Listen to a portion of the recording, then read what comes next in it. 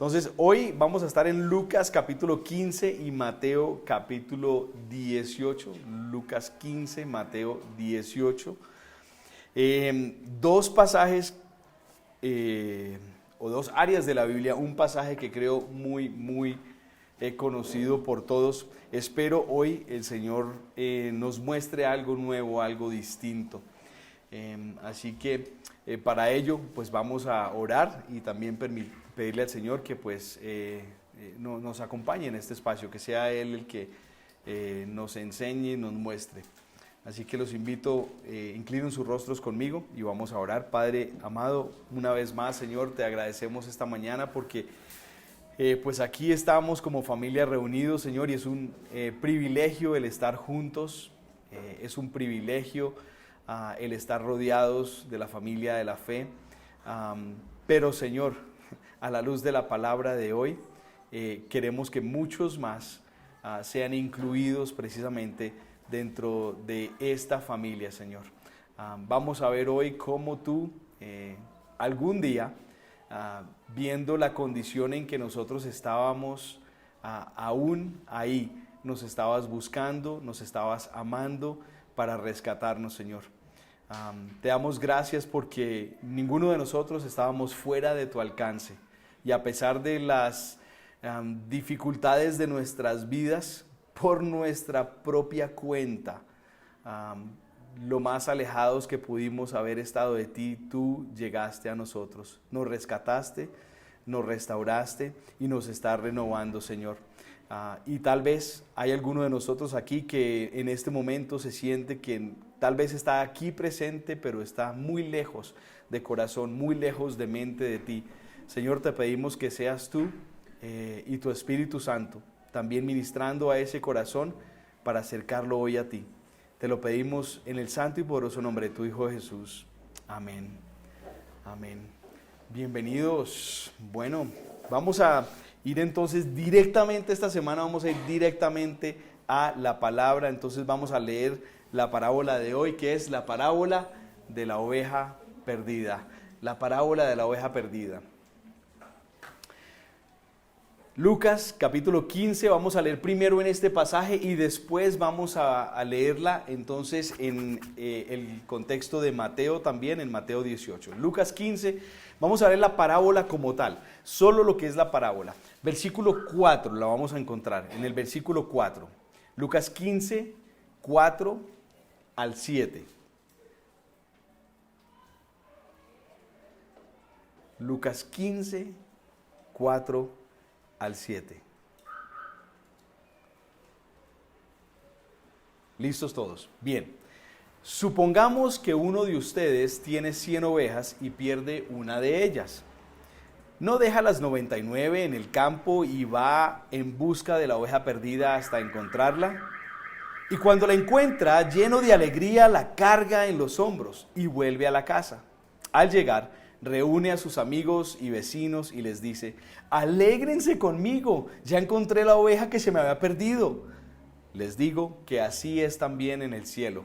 Habrá más alegría por un solo pecador que se arrepienta que por 99 justos que no necesitan arrepentirse.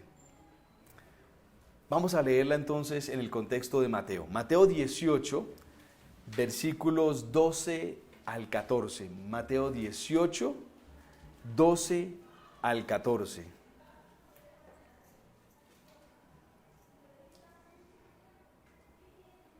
Listo, vamos. ¿Qué les parece? Si un hombre tiene 100 ovejas y se le extravía una de ellas, ¿no dejará las 99 en las colinas para ir en busca de la extraviada? Y si llega a encontrarla, les aseguro que se pondrá más feliz por esa sola oveja que por las 99 que no se extraviaron. Así también, el Padre de ustedes que está en el cielo no quiere que se pierda ninguno de estos pequeños. Bueno, aquí tenemos nuestra parábola en dos contextos distintos. Vamos a ver cuáles son precisamente estos contextos. Bueno, sabemos, ya leímos, está en Lucas y está en Mateo. Además, Hoy vamos a comenzar una nueva serie dentro de la serie. Las parábolas anteriores tenían que ver con, ¿se acuerdan? El reino venidero, y eso nos llamaba a tener algún tipo de respuesta, alguna reflexión nuestra, porque el tiempo viene y mucho del llamado durante estas parábolas era el de velar, el de estar pendientes y demás. Y algunos cambios particulares en nuestra vida. Hoy comienza entonces una de 5 parábolas que tienen que ver con el reino de la gracia o la gracia del reino, ¿sí? Es intercambiable la terminología, o el reino de la gracia o la gracia del reino. Hoy vamos a ver una de ellas. Las otras en pantalla, ven, está la de la moneda perdida, está la del hijo perdido, la del fariseo y el publicano, y la de los obreros de la viña. Esas son las 5 que tienen que ver con este tema, o subtema de las parábolas. Ahora, vamos a ver que los contextos son distintos en cada una, en estas 2 parábolas. Y por eso, aunque escuchamos, era básicamente lo mismo el recuento, nos da 2 mensajes distintos el día de hoy. En Lucas tenemos el primer contexto, entonces, ¿cuál es la audiencia? Vamos con nuestras Biblias a regresar a Lucas, esta vez vamos al principio del capítulo. Vamos al principio del capítulo. Y allí en Lucas, entonces versículo 1, dice así, dice, muchos recaudadores de impuestos y pecadores se acercaban a Jesús para oírlo. De modo que los fariseos y los maestros de la ley se pusieron a murmurar. Bueno, pausa ahí y ahí vemos entonces el primer contexto. ¿A quiénes le está hablando y quién está alrededor de Jesús cuando Jesús está compartiendo, enseñando esta parábola? Bueno, en Lucas ahí vemos los recaudadores de impuestos o publicanos, es la otra palabra que se utiliza. Los pecadores, vemos pecadores ahí, vemos fariseos y vemos también a los maestros de la ley. Ese es el contexto. Para entrar un poquito más dentro de la profundidad allí, vamos a explicar, principalmente los fariseos era a quienes Jesús estaba dirigiendo la palabra. Habían otras personas alrededor, son personajes que participan dentro de la parábola, vamos a ver, pero principalmente entonces se está enfocando en los fariseos. Entonces tenemos que saber quiénes son los fariseos. Los fariseos no eran sacerdotes, pero eran personas que se consideraban supremamente leales a la ley, ¿cierto? Y muy, diríamos nosotros tal vez hoy en el contexto de eso que alguien le pregunta, ¿usted cree en Dios? Y la respuesta que le dan a uno es, no, yo no soy tan religioso. Bueno, ellos eran religiosos en ese sentido, eran súper religiosos, devotos.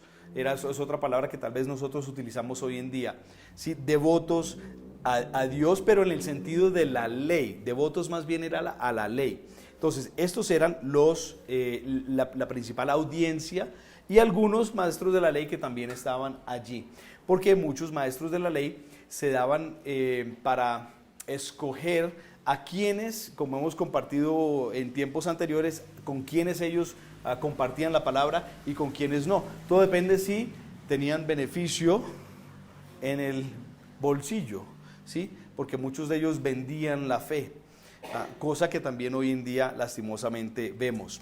Ahora, vamos al contexto de Mateo. Entonces, Mateo también al principio del capítulo nos va a dar la clave de a quiénes se estaba dirigiendo Jesús. Mateo 18, una vez más, versículo 1, y ahí ya pueden entonces ver.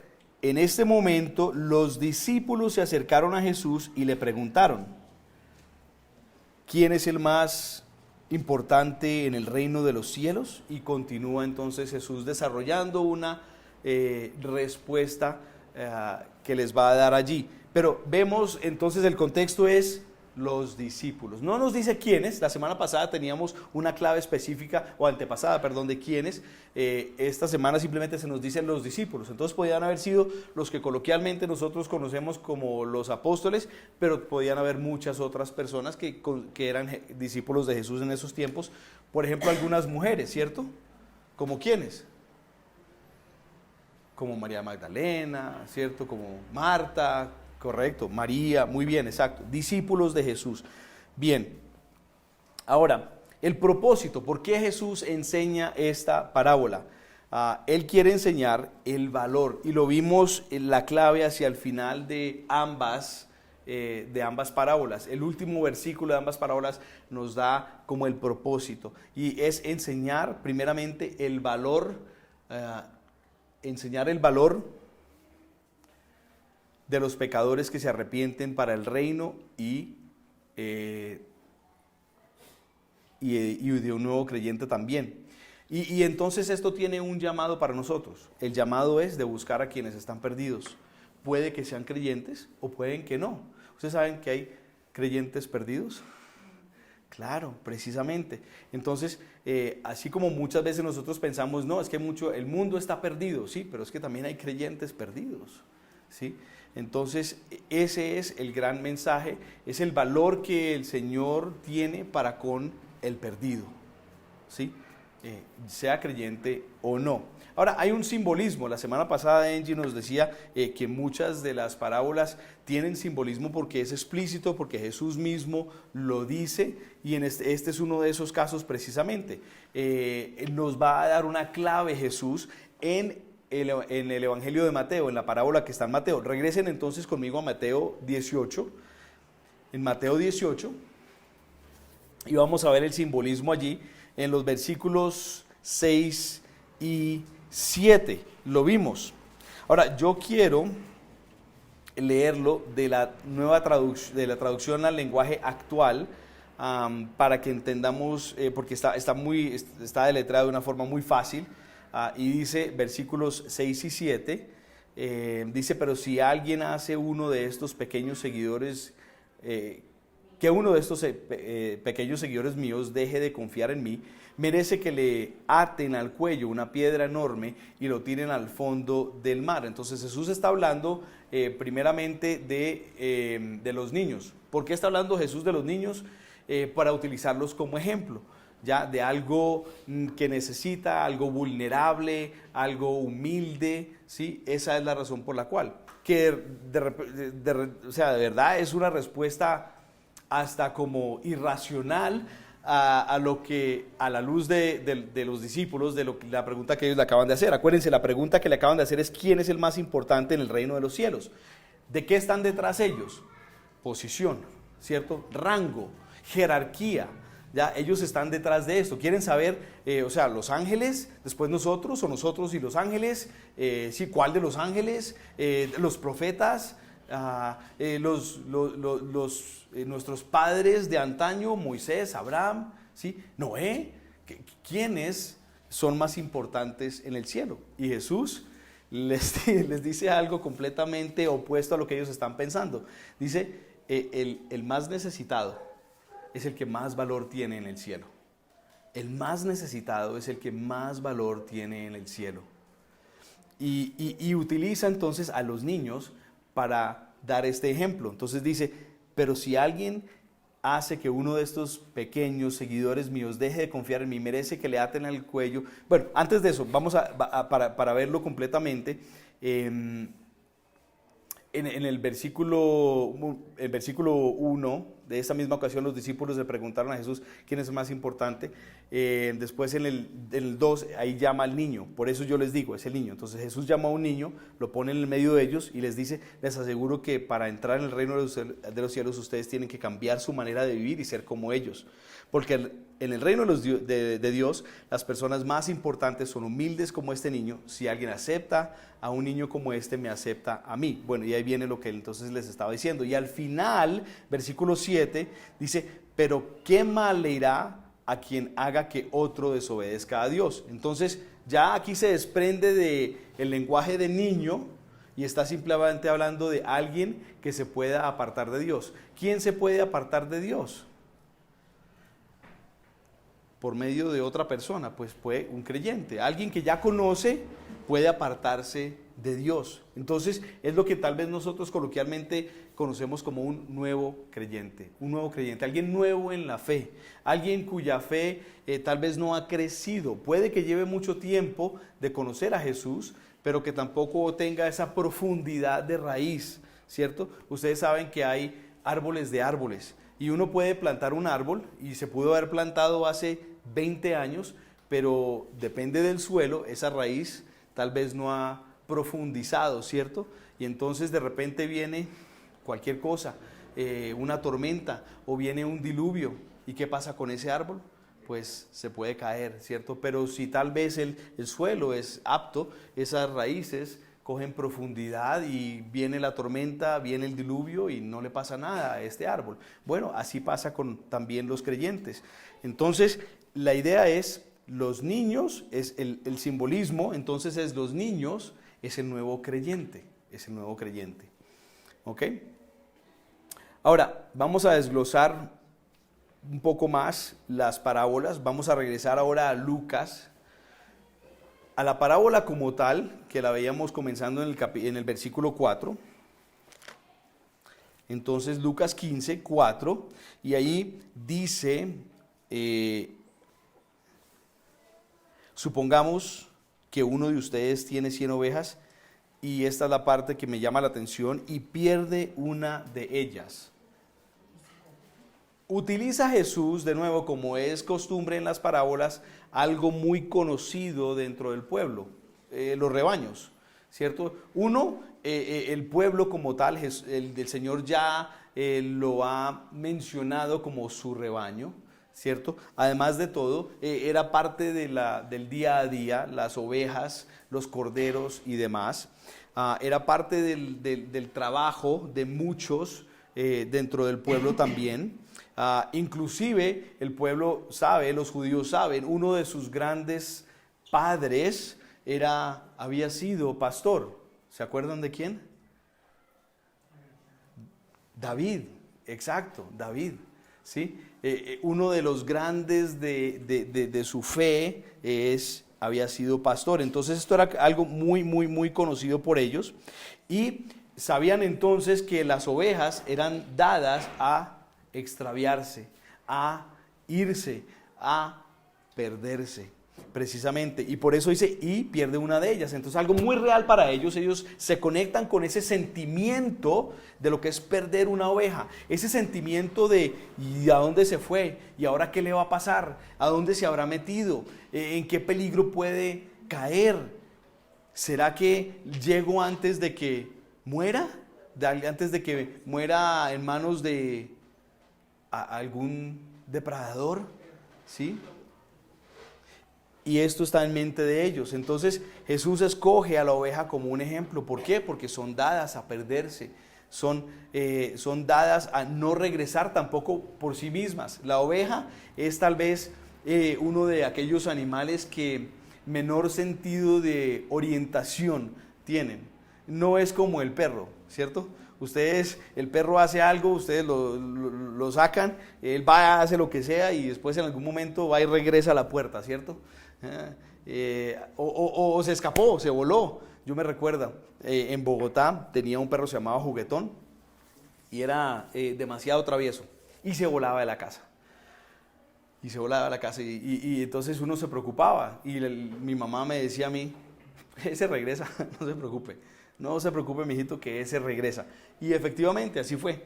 Pues si Juguetón hubiese sido una oveja, nunca hubiera regresado, porque ellas no regresan por sí mismas. Es más, tienen una tendencia, es muy particular, se van en el sentido contrario de donde está el rebaño. El rebaño está aquí y ellas para el otro lado, ¿sí? Es ilógico, pero así son ellas. Y entonces continuamos leyendo en el versículo 4 y nos dice que si se pierde una de ellas, ¿cierto? Dice, ¿no deja las 99 en el campo y va en busca de la oveja perdida hasta encontrarla? Bueno, esto de nuevo resalta que si no hay alguien, en este caso el pastor, que vaya a buscarla, se va a perder, va a perecer, va a morir. No hay forma de tener esta y de contar esta de nuevo dentro del rebaño. ¿Esto qué nos enseña? Bueno, esto nos enseña que el pecador no llega, el incrédulo tal vez no llega por sí solo a Cristo. ¿Sí? No podemos esperar esto. No podemos esperar que el cristiano pecador, porque hay cristianos que pecan, hay cristianos que pecan, ¿sí? No estoy diciendo que practican el pecado, pero que pecamos, que cometemos errores, ¿sí? Que no somos obedientes siempre al 100%, no llega por solo a Cristo. Tampoco el incrédulo, tampoco el no creyente, el que no conoce a Cristo, algún día tiene una epifanía. Ve, yo creo que hay un Dios, yo creo que ese Dios se llama Jesús, y yo creo que ese Jesús vino al mundo y se sacrificó a sí mismo en una cruz, y después fue a una tumba y estuvo en esa tumba enterrado 3 días. De ninguna manera eso pasa, ¿sí? El pastor necesita buscarle al pecador. El pecador está perdido, el pecador no regresa por sí mismo como la oveja. El pecador como la oveja no regresa por sí mismo. Y yo sé que esto puede traer un tema para hablar con respecto al libre albedrío y todas estas cosas, pero Dios es el que siempre comienza la obra.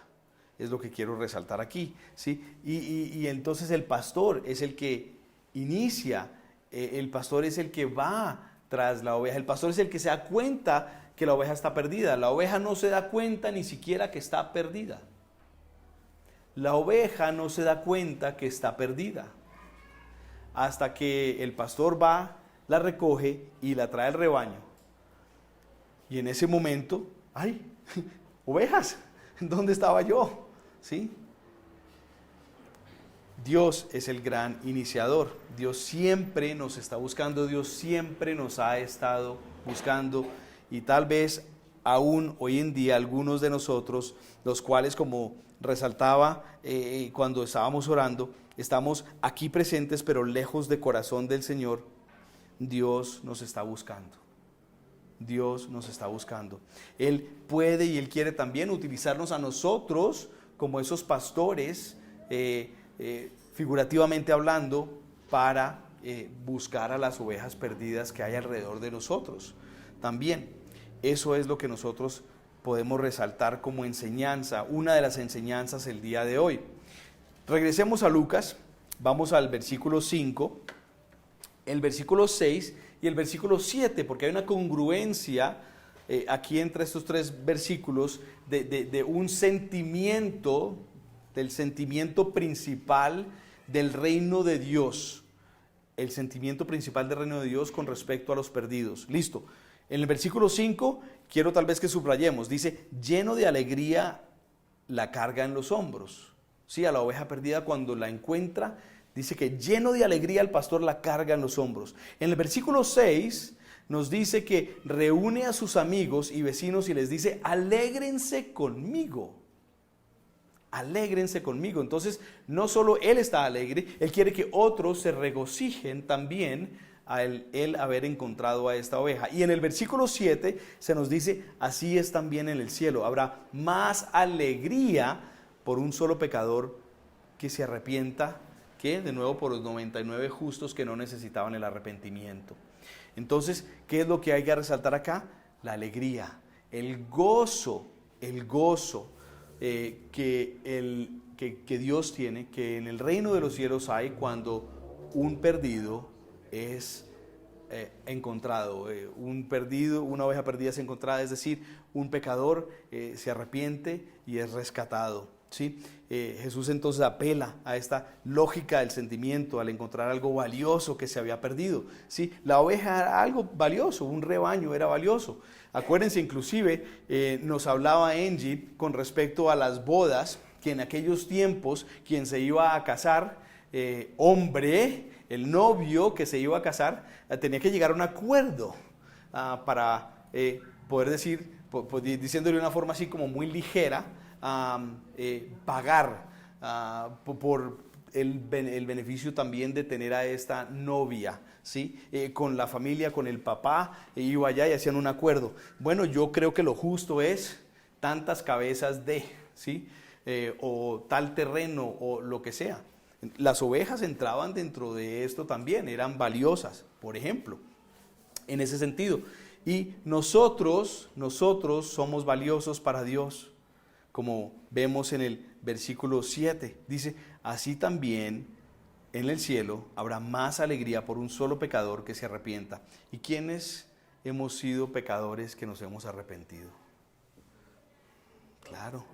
Claro, nosotros somos valiosos para Dios, inclusive el más despreciable. Tal vez algunos de nosotros hemos pensado que no somos dignos del amor de Dios, y hoy Dios te recuerda, tú eres valioso para mí, tú eres lo más valioso para mí, más valioso que 99 justos que no necesitan arrepentirse. Y qué hermoso escuchar esas palabras, porque muchas veces yo creo que entramos en un desánimo bárbaro en medio de nuestro caminar con Cristo, ¿cierto? De que pensamos de que no, ¿para qué? No vale la pena. Y Dios te está diciendo a ti, vale la pena, vales la pena. Para los fariseos, regresando al contexto, ellos despreciaban al pecador, no podían estar ni cerca de un pecador, o sea, les parecía lo más espeluznante, ¿sí? Lo más asqueroso del mundo, de estar en cercanía de, y por eso era que tanto le preguntaban a Jesús y lo retaban, ¿cómo es posible que usted cene con, que usted se ponga a sanar a, que usted, en fin, porque para ellos así era? ¿Por qué? Porque el pecador está irrumpiendo ¿qué? Lo que ellos más celaban. ¿Y qué era lo que más celaban? La ley, ¿cierto? Entonces, ellos no celaban a Dios, ellos celaban a la ley. Entonces, la relación del pecador con Dios, ellos no la veían, no la entendían. Jesús entonces intencionalmente busca, en este caso a los marginados, y los confronta con esta necesidad. Él busca a los marginados de la sociedad judía, al leproso, ¿cierto? Al ciego, al cojo, al necesitado. Así es. Y los fariseos, entre otros, consideraban pecadores a los publicanos. ¿Y quién más estaba dentro del contexto? Cuando leímos en el versículo 1, los publicanos, es decir, los cobradores de impuestos. Para ellos el cobrador de impuestos no es que fuese pecador como tal porque hubiera irrumpido la ley, sino era despreciable porque se daban para ser empleados por el Imperio Romano para, de una forma u otra, oprimir al mismo pueblo, ¿sí? Entonces para ellos el puesto que ellos tenían era despreciable, por lo tanto ellos eran despreciables, eran considerados como pecadores, casi como traicioneros, podemos decir también. Además, ¿saben a quiénes consideraban pecadores? Solo por, de nuevo, el tipo de trabajo y con lo que entraban en contacto, a los arreadores de burros. A los curtidores los consideraban pecadores, a los vendedores de chucherías los consideraban pecadores. Sí, ¿por qué? Porque entraban en contacto con lo que ellos veían en la ley era impuro, entre comillas, ¿sí? Todos estos. Entonces eso era ir en contra de la ley según ellos. No veían el corazón de Dios detrás de la ley. Ellos veían la letra, el blanco y el negro, y punto. Entonces, de nuevo, a la luz de este contexto de los publicanos y los pecadores versus los fariseos, ¿qué más nos enseña la parábola el día de hoy? Bueno, que nadie puede estar fuera de nuestro alcance. Nadie puede estar fuera de nuestro alcance, familia. Que el peor pecador merece nuestra alegría al arrepentirse. El peor pecador merece nuestra alegría al arrepentirse. Y esto también confronta, ¿sí? Porque tal vez hay personas que a nosotros nos han causado algún tipo de molestia, algún tipo de daño, ¿cierto? Tal vez directamente, tal vez indirectamente, como hemos hablado también, ¿sí? Si alguno de ustedes me hace algo a mí, tal vez no me incomoda tanto como si se lo hicieran a mi esposa o a Matías, ¿sí? Tal vez yo me pongo más a la defensiva, ¿sí? ¿Y qué padre no lo haría? ¿Sí? Y tal vez por eso entonces hay algunas personas que vienen a mente que nosotros no quisiéramos de ninguna manera que estuvieran en este círculo tan lindo, tan hermoso, tan armonioso que estoy viendo yo esta mañana.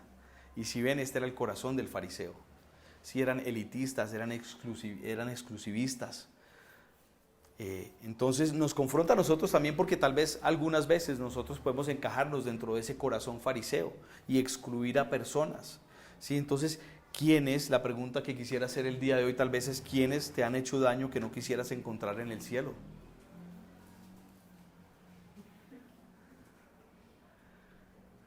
¿Será que cuando lleguemos al cielo y vemos y pon tú el nombre de esa persona ya, te vas a alegrar? ¿Será que sí? Yo tengo una persona en mente. Yo les digo con todo mi corazón que hay una persona en mente y yo todavía lucho con esto. ¿Sí? Hay una persona que a mí me violó desde los 13 años hasta los 10 y algo de años. Y yo no sé todavía si yo estaría alegre de verlo. Oren por mí, porque mi corazón también debe de cambiar, así como el de cada uno de ustedes. ¿Sí?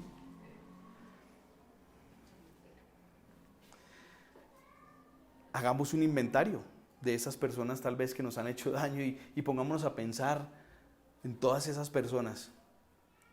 Y tal vez lo que debemos hacer es orar por esas personas para que estén en el cielo. Y tal vez de esa manera es que el Señor nos cambia el corazón a nosotros. Amén. ¿Quiénes o qué grupos de personas están tan lejos de tu filosofía de vida que no te importaría si no son alcanzados? Esto es también confrontante porque creo yo que en un mundo, no hablemos de un mundo, hablemos de un país que está tan polarizado. ¿Cierto que sí? Vivimos en un país que estamos muy polarizados y tal vez hay grupos de personas que están tan lejos de ese ideal de vida que nosotros tenemos que ¿sabe qué? Que fuesen como los marranos que se fueron por el barranco. Tal vez hay algunos de nosotros que tenemos estos sentimientos. Y si no nosotros, conocemos personas que tienen este sentimiento, que tienen este pensamiento. Pero, de nuevo, nadie puede estar fuera de nuestro alcance y el peor pecador merece nuestra alegría al arrepentirse. El peor pecador, inclusive aquel que te causó ese daño que nunca ibas a perdonar. Charles Spurgeon,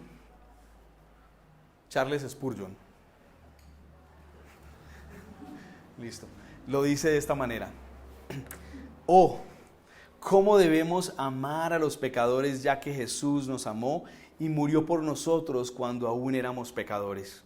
Debemos cuidar de los borrachos mientras todavía pasan la copa, los maldicientes incluso mientras los escuchamos maldecir. No debemos esperar hasta que veamos algo mejor en ellos, sino sentir un interés intenso por lo que son, descarriados y perdidos.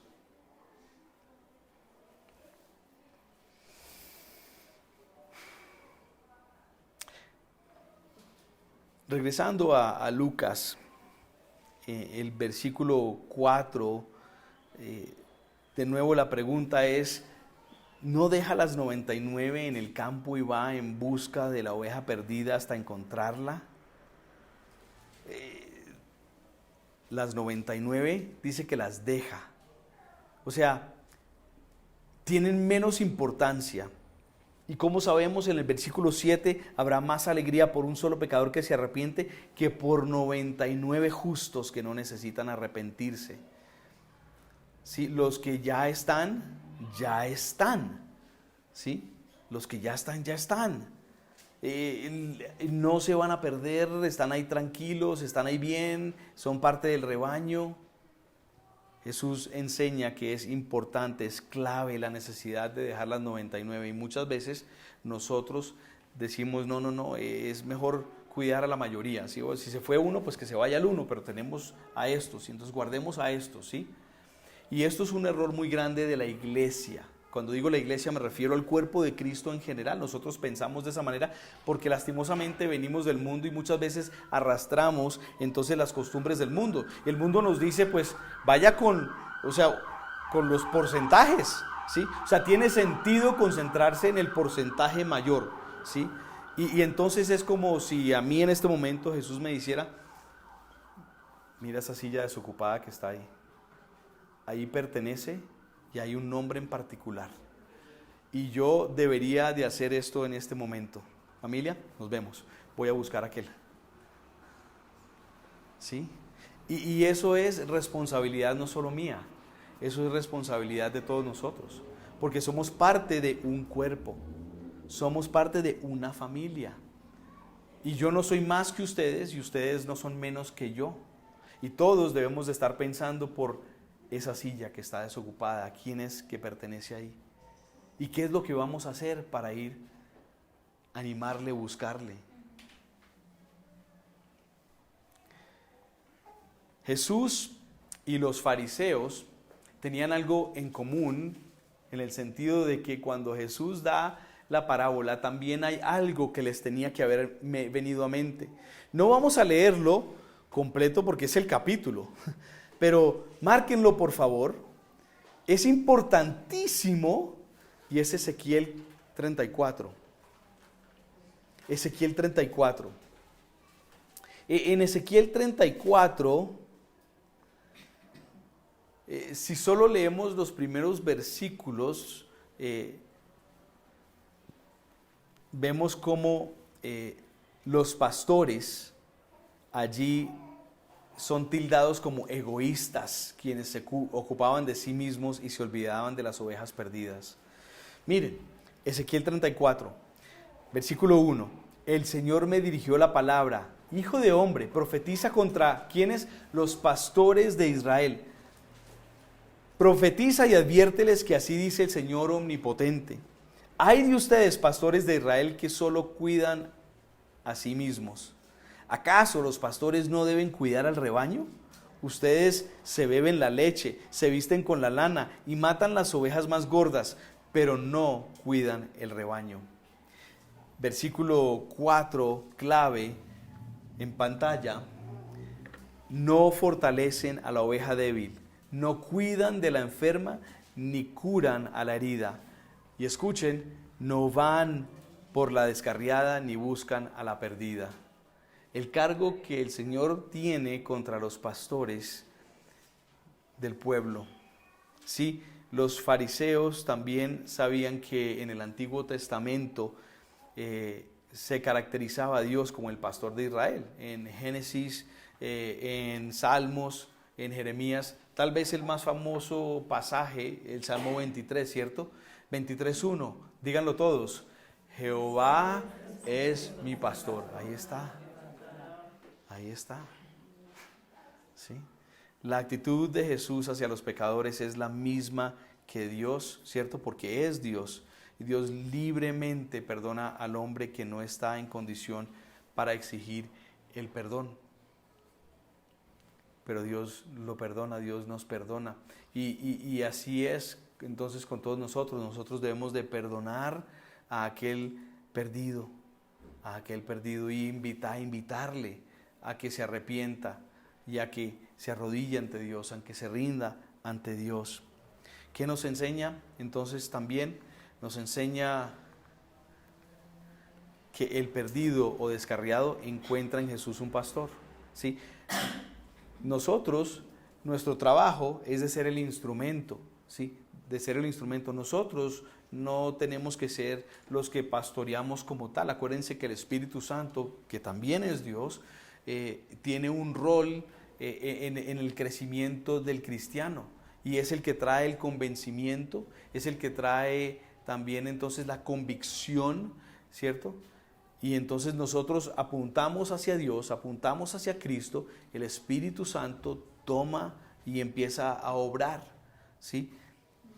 Y entonces inclusive al que está perdido, que tiene ese conocimiento, nosotros le recordamos de esto. A mí me encanta la posibilidad de reunirme con alguien y decirle, tú no tienes un problema financiero, tú no tienes un problema relacional, tú no tienes un problema de trabajo, tú no tienes un problema de capacidad, tú tienes un problema con Dios. ¿Sí? Y esa es la verdad.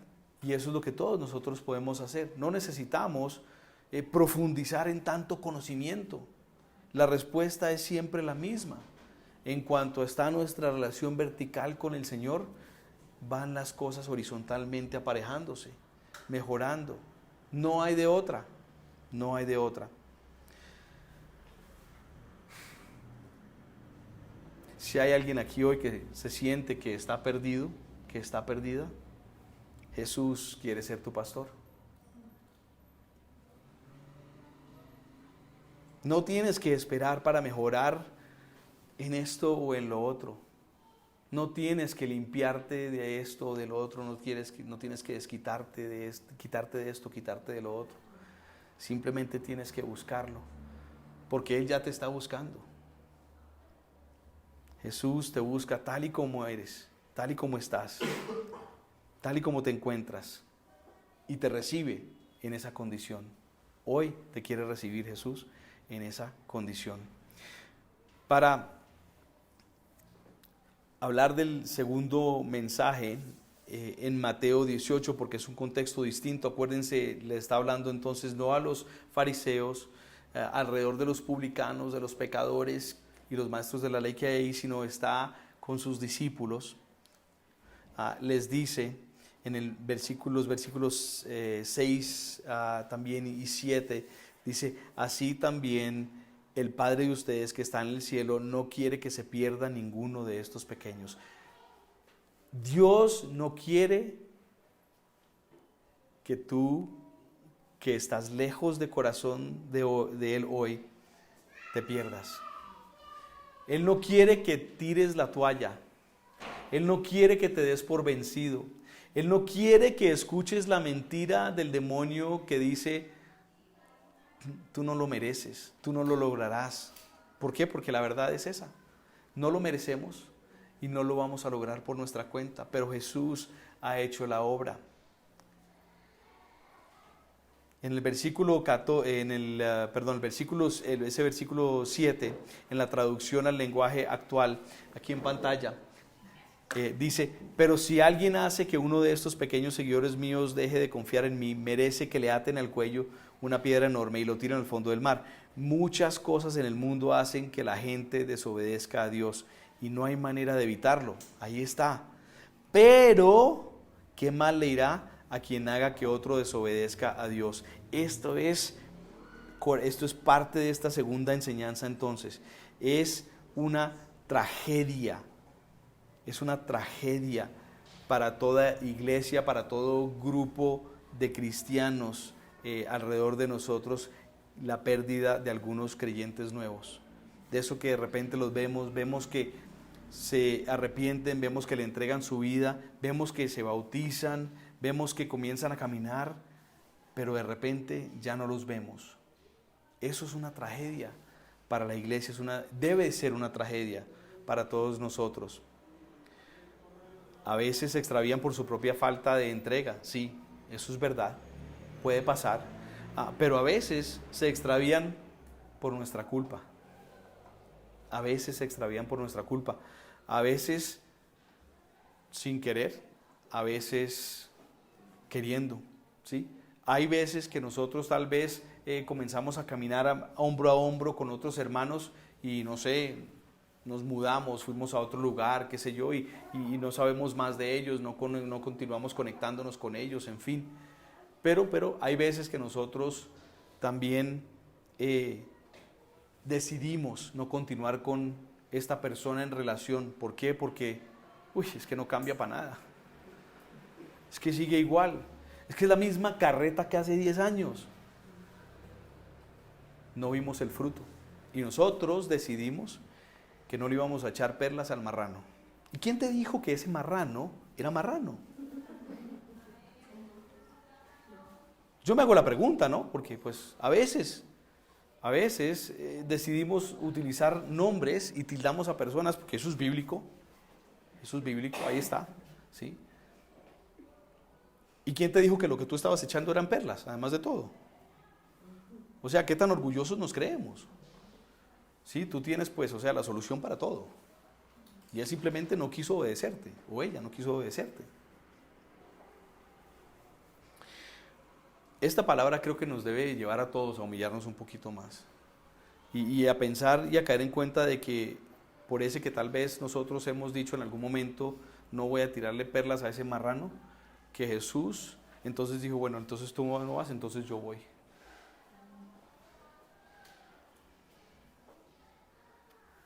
¿Qué nos enseña?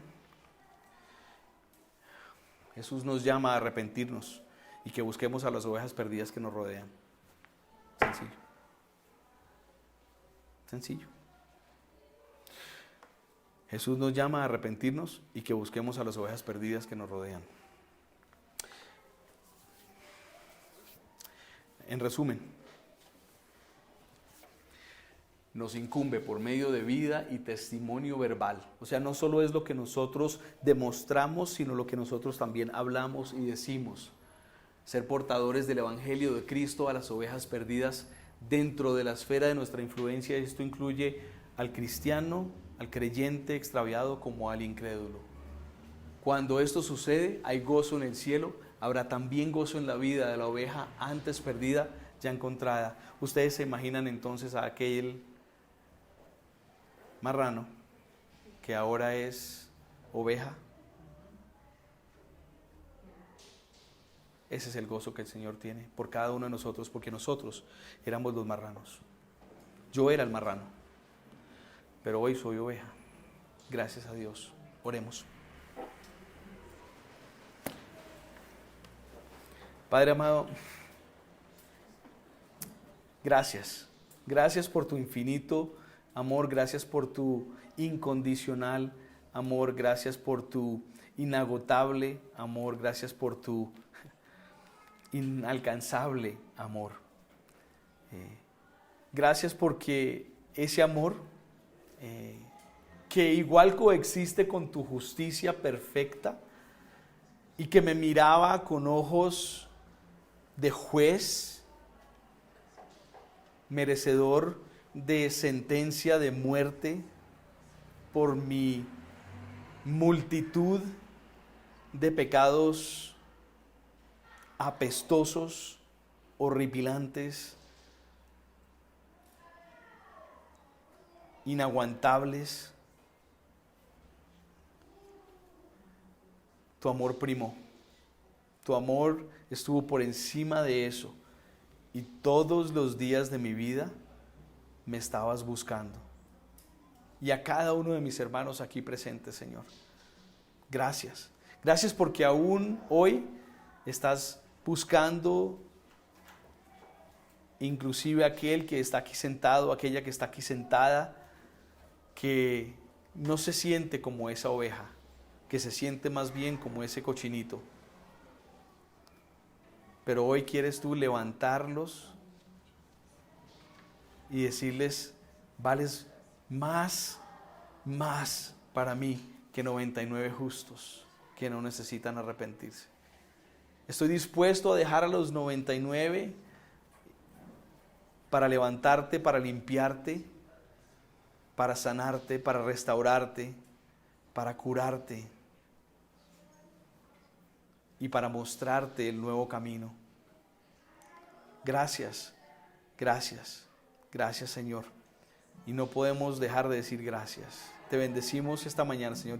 Y también queremos reconocer que en el rol de hijos tuyos, en el rol de parte de tu cuerpo, hemos tal vez en algún momento excluido a personas, no querido que ellos conocieran, o bueno, si conocieron, si no conocieron, allá ellos, allá verán.